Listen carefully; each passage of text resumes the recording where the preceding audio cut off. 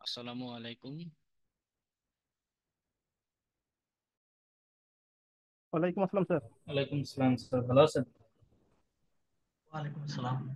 আসসালামু আলাইকুম। ওয়ালাইকুম আসসালাম, আলহামদুলিল্লাহ ভালো আছি।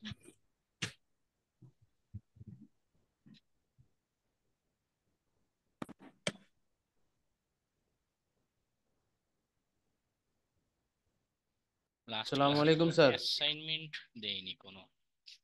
ওয়ালাইকুম না আসসালাম। স্যার। না স্যার, কোনো অ্যাসাইনমেন্ট দেওয়া হয়নি লাস্ট ঠিক ক্লাস। আছে।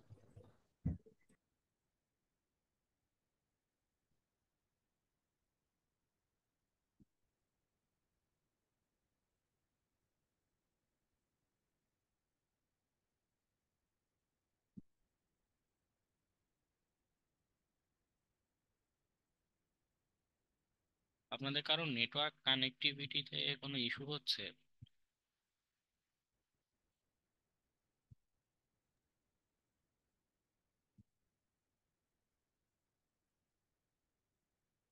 আমার এখানে ফেসবুক বন্ধ করা, নেটওয়ার্ক একটু স্লো হচ্ছে।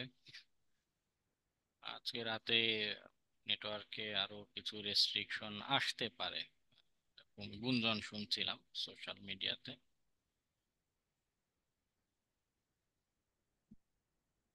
জি, অনেক জায়গায় প্রবলেম আছে স্যার, তবে সব জায়গায় প্রবলেম নাই। কেন জানি এই কিছুদিন যাবত দেখতেছি নেটওয়ার্ক প্রবলেম করতেছে। আজকে একটু অন্য ইস্যুতে কিছু রেস্ট্রিকশন দেয়া। শেখ হাসিনা দেশের নৈরাজ্য সৃষ্টি করবে, এই জন্য জি নেটওয়ার্কের স্যার, আমরা সমস্যা। বুঝছি স্যার।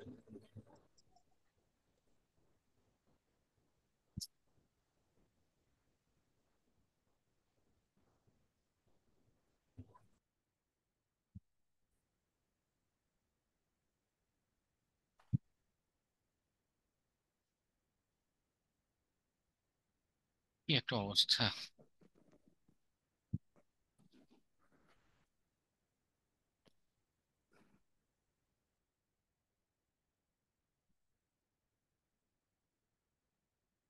সবাই জয়েনও করেনি, প্রায় 22-23 জন ক্লাসে উপস্থিতি থাকে।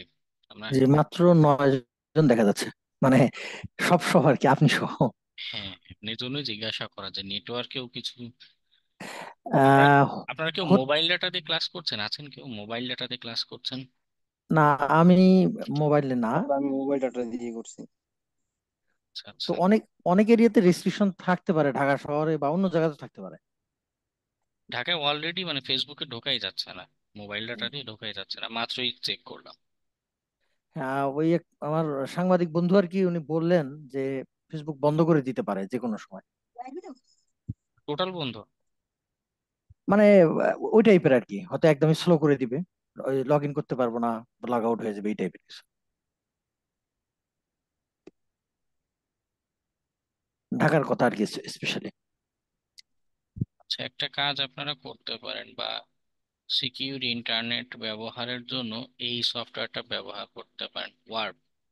এটা জি অনেকটা জি, ভিপিএন এর মতো, কিন্তু পুরোপুরি ভিপিএন না। হচ্ছে এটা ডিএনএস ভালো সার্ভ কাজ করে। হ্যাঁ হ্যাঁ, ডিএনএস সার্ভারটা চেঞ্জ করে দেয় ফ্রি। আবার আপনার নেটওয়ার্কের স্পিডটাও ভালো থাকে।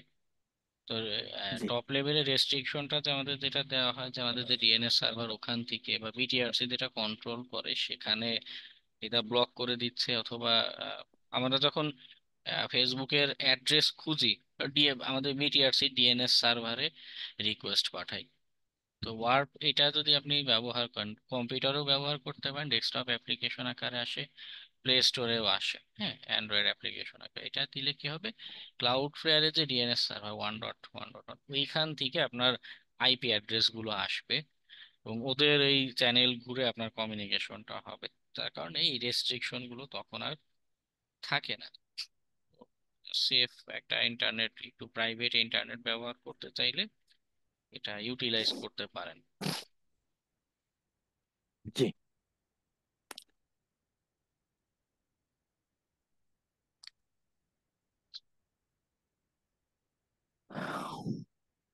এক-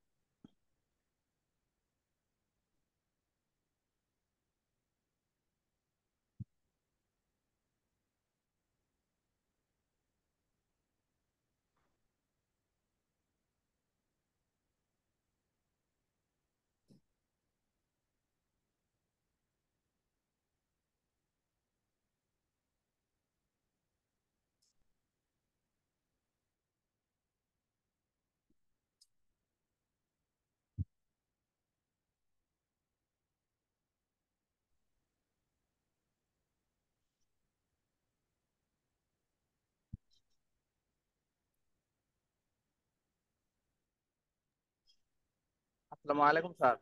ওয়ালাইকুম আসসালাম। অ্যাটেন্ডেন্স কি হয়েছে? না, অ্যাটেন্ডেন্স এখনো নেইনি, তো অপেক্ষা করছিলাম। অধিকাংশই নেই ক্লাসে।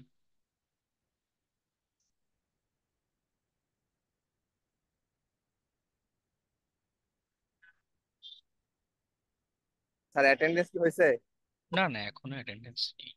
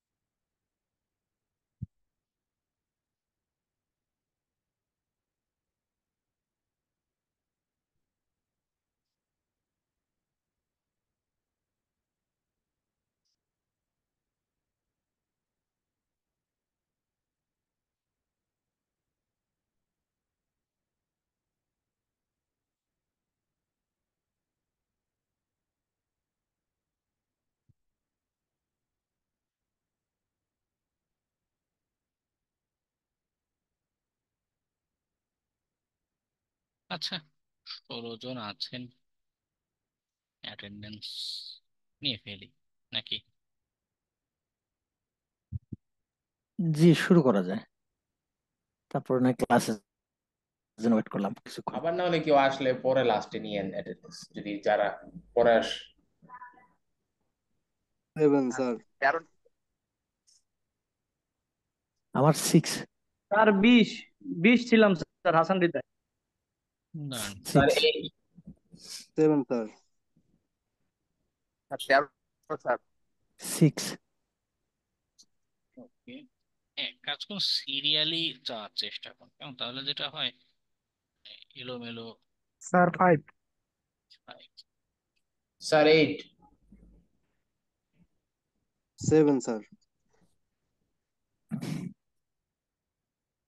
স্যার 13। স্যার 12। স্যার 18।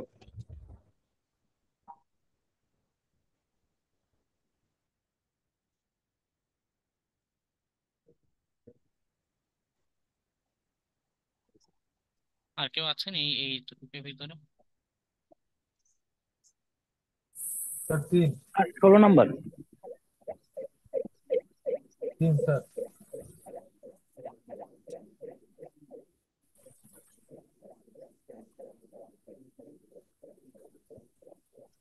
এ, আর কেউ? স্যার 3। 28। না, এর ভিতরে যারা আছেন 29। 28। স্যার 34। 24 স্যার 24। স্যার 30। স্যার 26।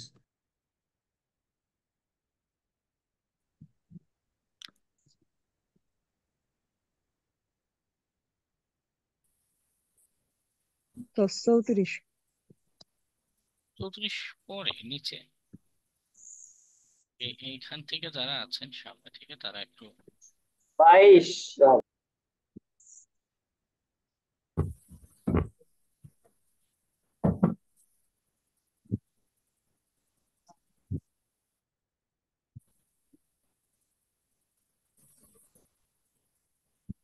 আর কেউ?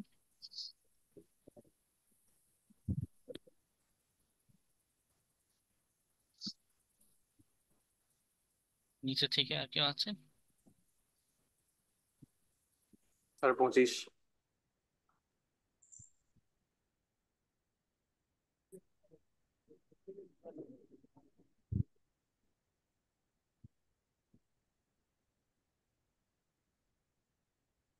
ওকে,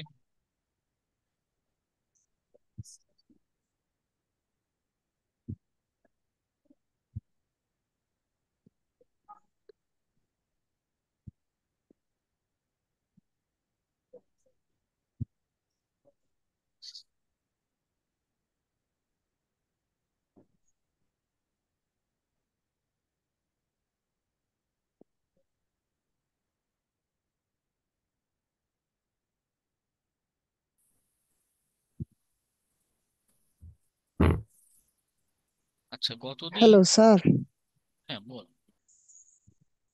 বলছি স্যার যে আগের দিনে যে স্যার যে লিনাক্স যে পরীক্ষাটা দিলাম ওই পরীক্ষার নাম্বার স্যার ঠিক হয়নি। এটা আমি আগের দিনে আপনারে বলিলাম, কিন্তু আপনারে মেসেঞ্জারে আমি পার্সোনালি নক দিছি, তারপরেও আপনি অর্ডার আইডি মাইডি চাইলেন, দিলাম, কিন্তু তো নাম্বার তো অ্যাড হয়নি। নাম্বার যাদেরটা অ্যাড হওয়ার দেখে দেখে সবারটাই অ্যাড করেছি। আপনার যদি অ্যাড না হয়ে থাকে দ্যাট মিনস হয়তো আপনি ভুল করেছেন, বা কোনো এইদার এমসিকিউতে মার্কস কম অথবা প্র্যাকটিক্যালে ভুল হয়েছে কিছু। ওকে, না স্যার, আপনি আমার পুরোটাই ব্ল্যাঙ্ক পড়ে রয়েছে আর কি, এই জায়গায় কোনো কোনো নাম্বারই ইয়ে হয়নি, শূন্য তো আসবে তাও আসেনি, খালি পড়ে আছে। খালি পড়ে থাকা মিনিং হচ্ছে আপনার কোনো এক্সাম, কি বলে, ফাইলই সাবমিট হয়নি। যদি একদমই ব্ল্যাঙ্ক থাকে দ্যাট সাবমিট মিনস, সাবমিট দিলাম, আপনারা যে বলিলাম যে স্যার একটু সময় ইয়ে গেলে, যার কারণে আপনার ওই জায়গায় কি লেখা উঠলে যে আপনি যদি একটু দেখতেন তাহলে আর কি ওই হয়ে যাবে, একটু না দেরিতে এরকম দিলাম যার কারণে। না, পরের দিন আমি আবার আপনাদের টাইম দিয়েছি এক্সামের। যারা ওখানে দিয়েছে হ্যাঁ ওই তো তাদেরটা, আমি পরে আমি হ্যাঁ লাস্টের দিন আর কি, লাস্টে ওর যে 2-3 জন দিলাম ওই একসাথে আর কি দিলাম। হ্যাঁ, তো তখন যদি ঠিকভাবে সাবমিশন দিয়ে থাকেন, আপনার ইন্টারনেটের অসুবিধা না থাকে, তাহলে আমার কাছে অবশ্যই আপনার মার্কস আসবে, সাবমিশন আসবে। আর যদি তাও না আসে দ্যাট মিনস এইদার আপনার ইন্টারনেটের ইস্যু, এখন যেটা আপনার ইন্টারনেটের ইস্যু, এটা ঠিক করার দায়িত্ব তো আমার না, তাই না? এটা অবশ্যই আপনার ব্যক্তিগত ব্যাপার। না স্যার, আমার আর আমার দ্বিতীয়ত যদি হচ্ছে, আমার তো হ্যাঁ দ্বিতীয়ত নেটে যেটা কোনো হচ্ছে, প্রবলেম নেই।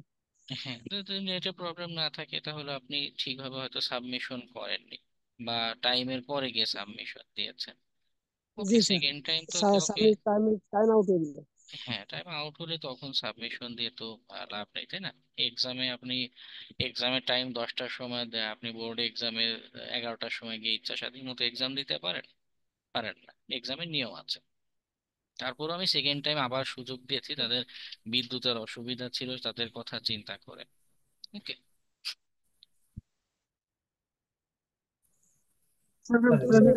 রেজাল্ট লেখা ছিল যে আপনি যদি একটু দেখতেন তাহলে হয়ে যেত। অ্যাটেন্ডেন্স দেওয়া কি শেষ হয়ে গেছে স্যার? না না, আমি অপেক্ষা করছিলাম, আপনার অনেকেই নেই। সীমান্ত মনে দিলাম তো। জি আচ্ছা স্যার। গতদিন, আহ, আচ্ছা আচ্ছা, স্যার আপনি হচ্ছে যে একটা অ্যাসাইনমেন্ট নিয়েছিলেন আপনার হচ্ছে যে আমাদের ওই যে কোড নাম্বার স্যার আমি আইপিআরএস। ভাই একজন কথা বলতেছি তো। আহ, আমি বুঝতে পারিনি কারো কথাই, একটু একজন করে যদি বলেন, বাকিরা স্যার একটু। আমি 11 মাহমুদ।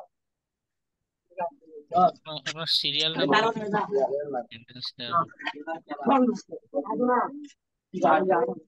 হবে। স্যার আমি 11, serial number 11 sir. Sir 32। Seven,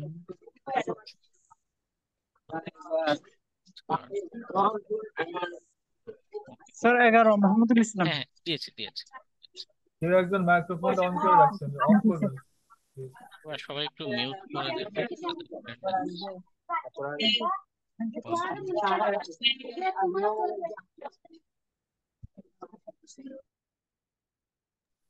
sir হ্যাঁ, আপনি একটা অ্যাসাইনমেন্ট নিয়েছিলেন আমাদের আইপি অ্যাড্রেস আর পোর্ট নাম্বার এগুলোর উপর ওইটার কি রেজাল্ট স্যার মানে পাবলিশ করছেন?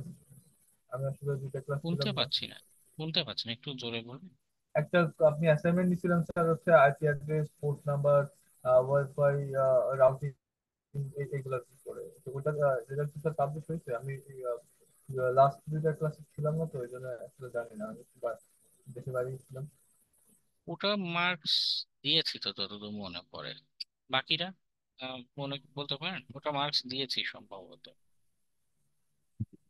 আমি আসলে আমার মার্কস জানি না, এটা কিভাবে জানি? দাঁড়ান। আমি ওই সাবমিট করে আমি তারপরেই চলে যাই।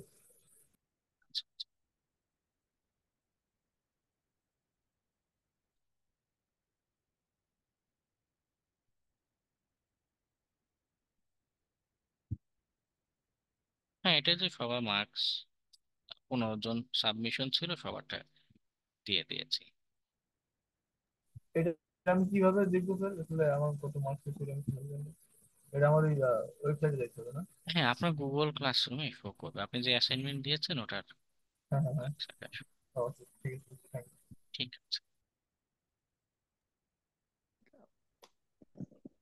স্যার আর একটা মেইল কোয়েশ্চেন। মেইলে নোটিফিকেশন চলে যায় তো মার্কস ইনপুট হলে। হ্যাঁ, মেইলে যাবে। স্যার একটা কোয়েশ্চেন। হ্যাঁ, বলুন।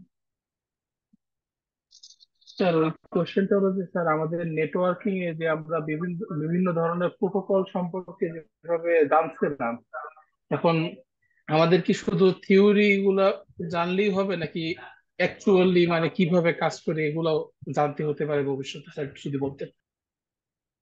অ্যাকচুয়ালি কাজের যেই লেভেলে যদি আপনি হ্যান্ডস অন করতে চান, তো সাধারণত নেটওয়ার্ক ইঞ্জিনিয়ারদেরও ওই কি বলে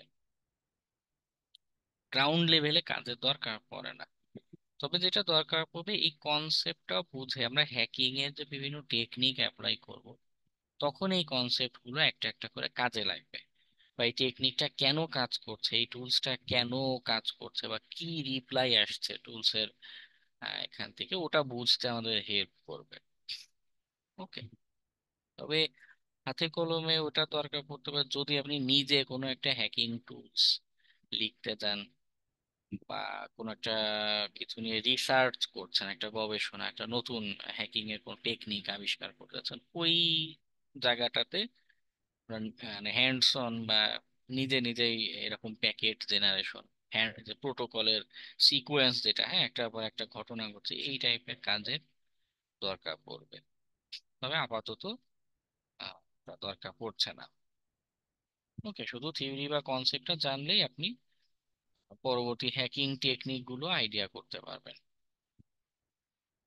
থ্যাংক ইউ। ঠিক আছে।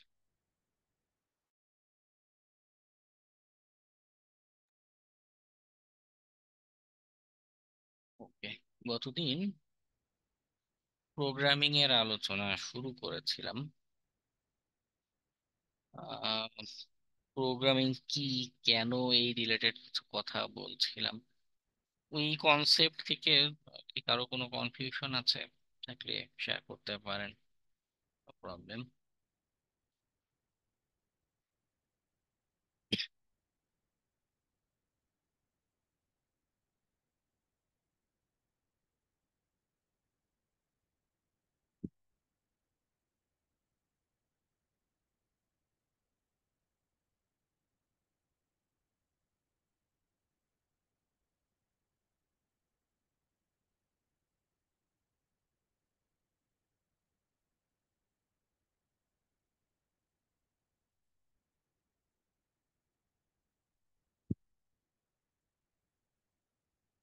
কেউ কি বাসায় পিএইচপি রিলেটেড কোনো প্র্যাকটিস করেছিলেন বা আদার্স কোনো ভিডিও টিউটোরিয়াল দেখেছিলেন? জি দেখেছি, যতটুকু সম্ভব। ওকে, লোকালি কিছু সেট আপ করেছেন? জি, লোকালি অ্যাপাচি সার্ভার ইনস্টল করেছে। স্যার ইয়ে স্যার ভিএস জ্যাম। সেট আপ করার চেষ্টা করতেছি, পুরোপুরি করতে পারি নাই এখনো, ভিডিও দেখতেছি। লিনাক্সে না উইন্ডোজে করছেন? আমি উইন্ডোজে। আমি উইন্ডোজ স্যার। উইন্ডোজে সহজ, সেটা ওই জ্যাম্পটা ডাউনলোড করে এক্সি ফাইল তো, ডাবল ক্লিক করবেন সব হয়ে যাবে, এটা কঠিন কিছু না। স্যার ভিএস কোডে তো হইতাছে না আমার, কিসের জন্য? ভিএস কোডও এক্সি ফাইল আকারে আসে, ডাবল ক্লিক করলে সেট আপ হয়ে যায়। ঠিক আছে স্যার।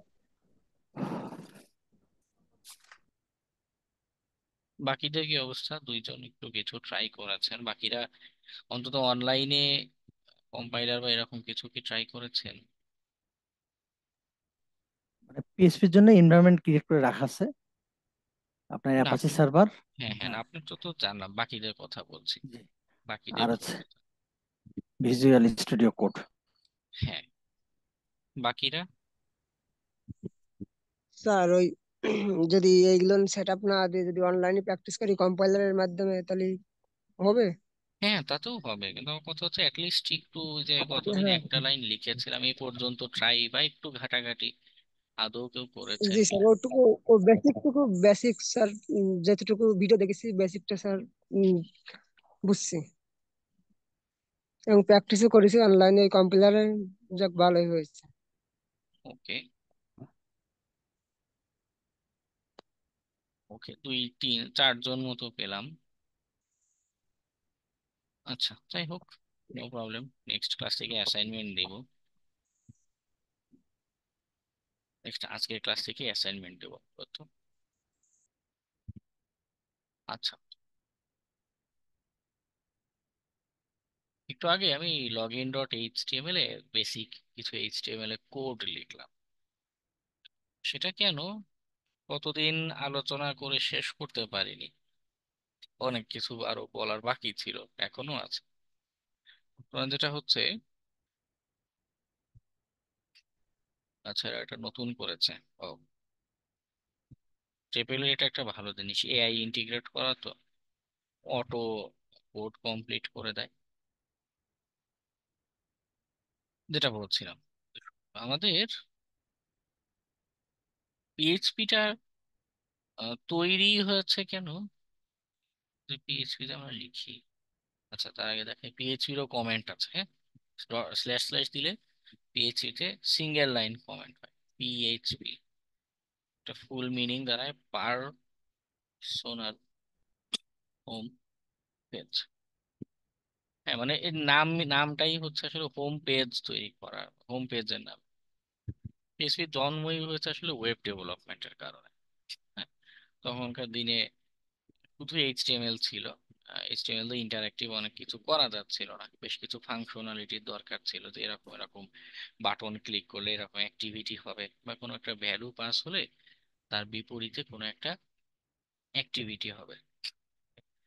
তো সেই অ্যাক্টিভিটি আরো ইন্টারঅ্যাক্টিভ করার জন্য পিএইচপির জন্ম।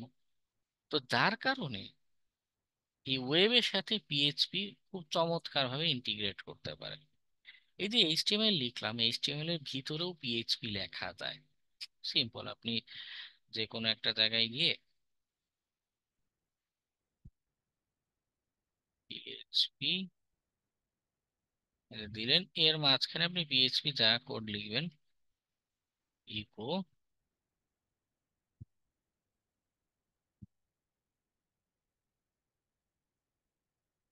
আচ্ছা, এটা এটা পরে দেখে, আগে এটা লিখি।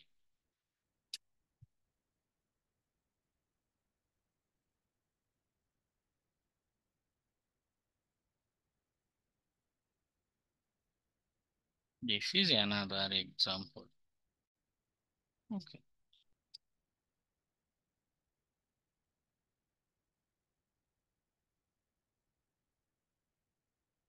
সার্ভারে দিলাম। আচ্ছা, এখানে শো করছে না, আমি একটা ট্যাগ এইচটিএমএল ট্যাগ দিয়ে দিই, হ্যাঁ।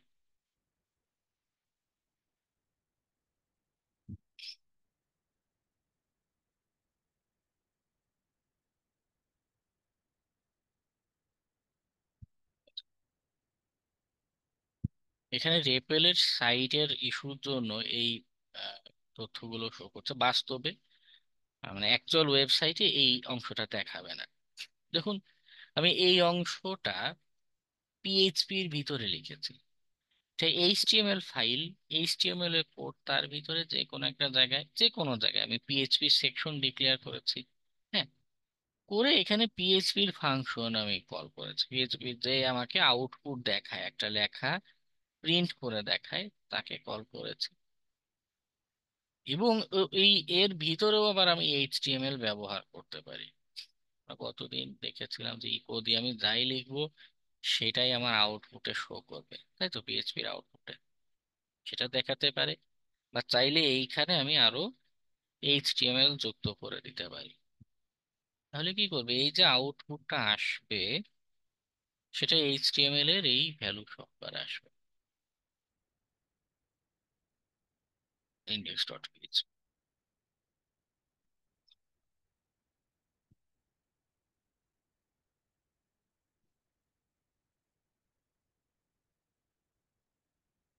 দেখুন এখন এটাকে কি গুড নাইট এভরিওয়ান পুরো এই যে আমাদের ট্যাগ আছে সেটা দিয়ে শুরু করছে। এটা একটা বেসিক বা একদমই নর্মাল ফিচার, তাই না, যে আমি পিএইচপির ভিতরে এইচটিএমএল লিখতে পারি, এইচটিএমএল এর ভিতর পিএইচপি লিখতে পারি, সেই পিএইচপির ভিতর আবার এইচটিএমএল লিখতে পারি। একজন আরেকজনের সাথে কিভাবে কানেক্টেড এবং কতটা সাপোর্টিভ, এটা মূলত করা হয়েছিল আসলে আমাদের ওয়েবের ফাংশনালিটিটা বাড়ানোর জন্য, বা সহজে একটা ওয়েবসাইটকে ওয়েব অ্যাপ্লিকেশন বা একটা আস্ত একটা পুরো সফটওয়্যার বানিয়ে ফেলার জন্য কনসেপ্ট গুলোর আবির্ভাব।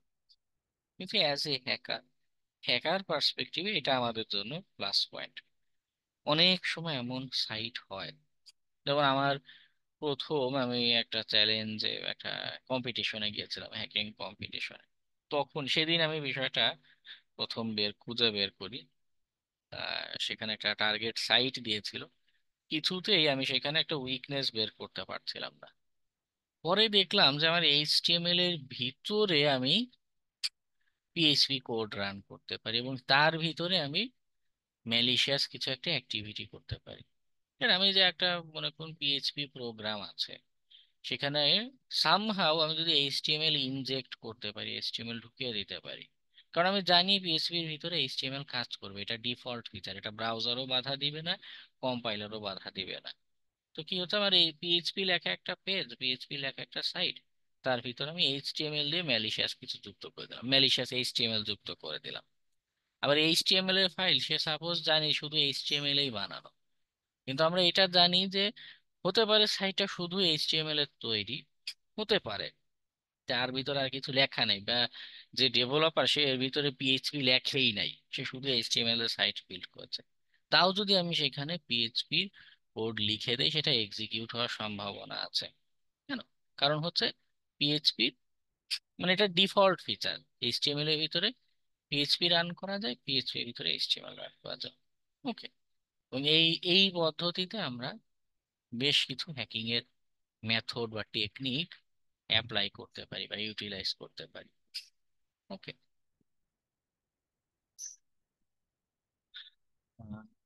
ঠিক আছে।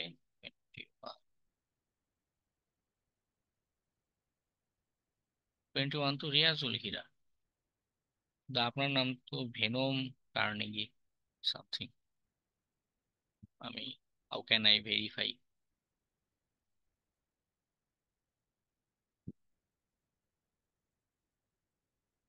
আচ্ছা, যাই হোক, কমেন্ট নিয়ে বলছিলাম। একটা হচ্ছে সিঙ্গেল লাইন কমেন্ট, এইচটিএমএল এ আমাদের এরকম কনসেপ্ট ছিল না, কমেন্ট মানে সবই কমেন্ট। পিএইচপি তে কনসেপ্ট আছে যে সিঙ্গেল লাইন কমেন্ট করা যায়, আর চাইলে মাল্টিপল লাইন, সাপোজ এখানে আরো কিছু লাইন আছে,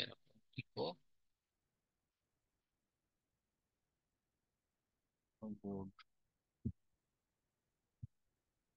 মর্নিং সাপোজ এমন কিছু একটা লেখা আছে, তো এই দুইটা লাইন একসাথে কমেন্ট করতে চাচ্ছি।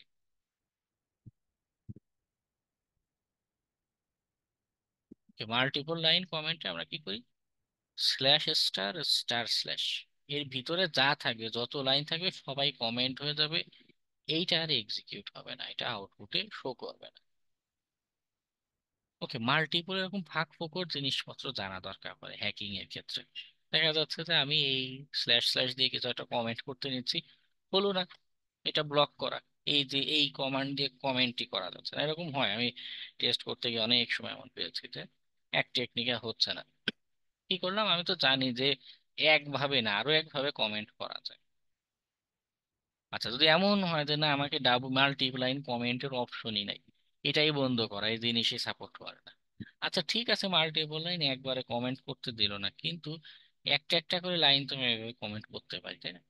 একটু কষ্ট হবে ঠিক আছে, কিন্তু আমি জানি যে এখানে একাধিক উপায় আছে, মাল্টিপল ওয়ে আছে।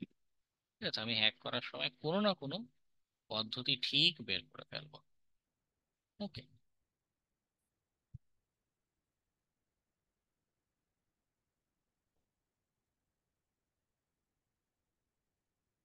পিএইচপি পরিবর্তে হ্যাঁ পাইথন ব্যবহার করা যায়।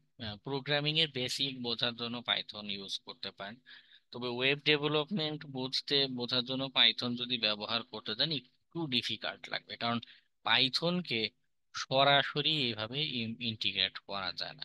হ্যাঁ, পাইথনে আমাদের কিছু ফ্রেমওয়ার্ক ফ্লাস্ক বা ডিজ্যাঙ্গো এরকম বেসিক অ্যাটলিস্ট কিছু ফ্রেমওয়ার্ক আমাদের ব্যবহার করা লাগে।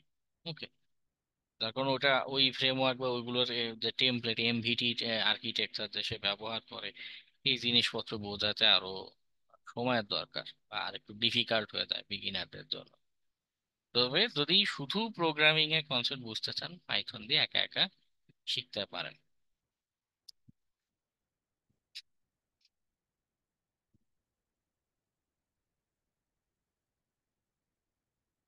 ম্যালিশিয়াস স্ক্রিপ্ট বানানোর আগে কয়েকটা জিনিস লাগবে।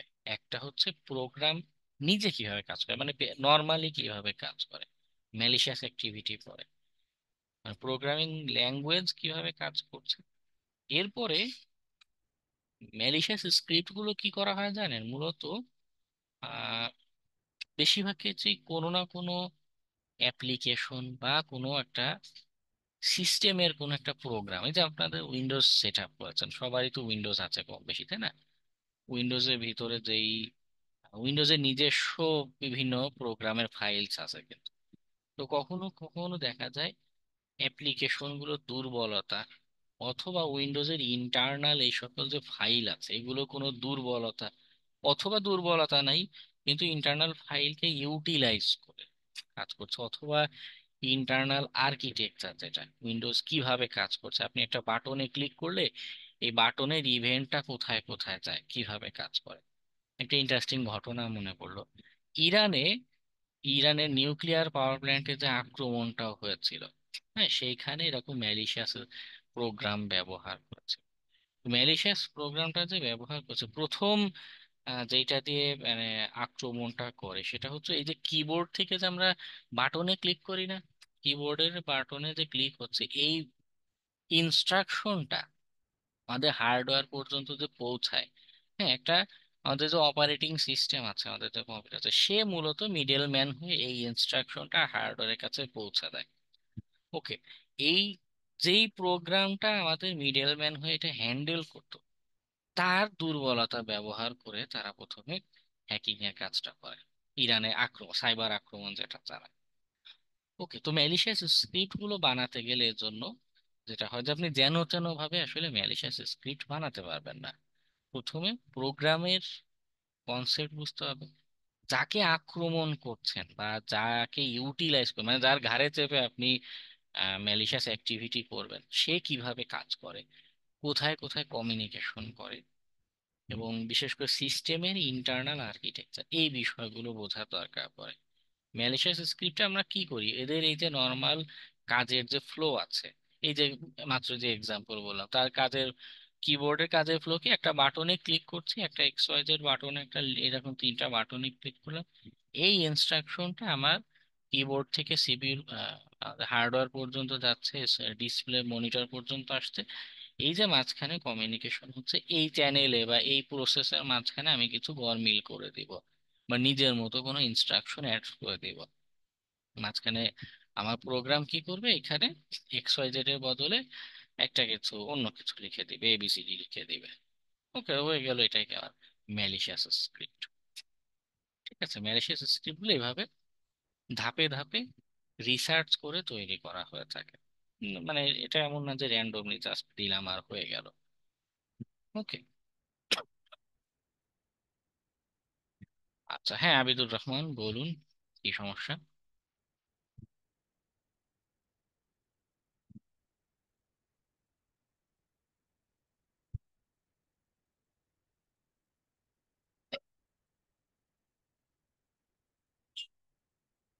মিস্টার রাফি কিছু একটা কোশ্চেন করতে চাচ্ছেন, হ্যান্ড রেজ করে আছেন।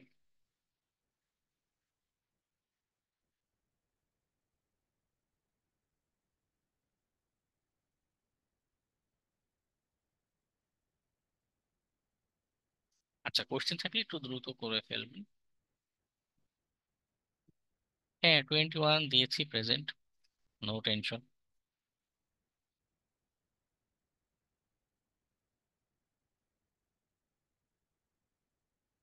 রাফি সাহেব হ্যান্ড রেজ করেছিলেন, নো রেসপন্স। আচ্ছা, এটা গেল আমাদের। ও আচ্ছা, আরেকটা কথা আছে, সে আরেকটা অল্টারনেটিভ বলি।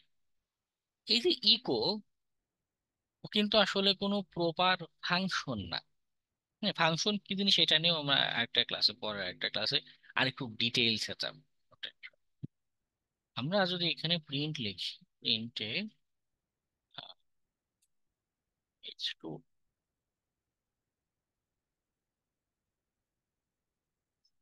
এখানে নাম দিয়ে দিলাম admin.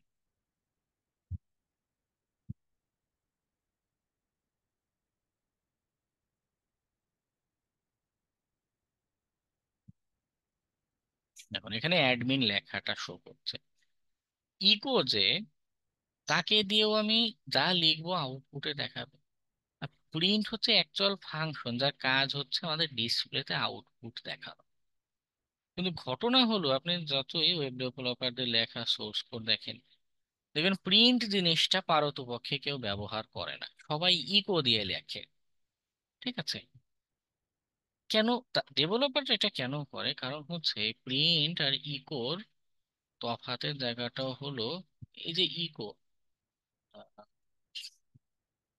Print print actual function, কিন্তু ও যখন আউটপুট শো করে, ফর এক্সাম্পল ওর একটা প্রোগ্রাম কম্পাইল করে আউটপুট আসতে আসতে 20 মিলি সেকেন্ড লেগে যায়, ফর এক্সাম্পল বললাম, অ্যাকচুয়াল ভ্যালু এরকম না।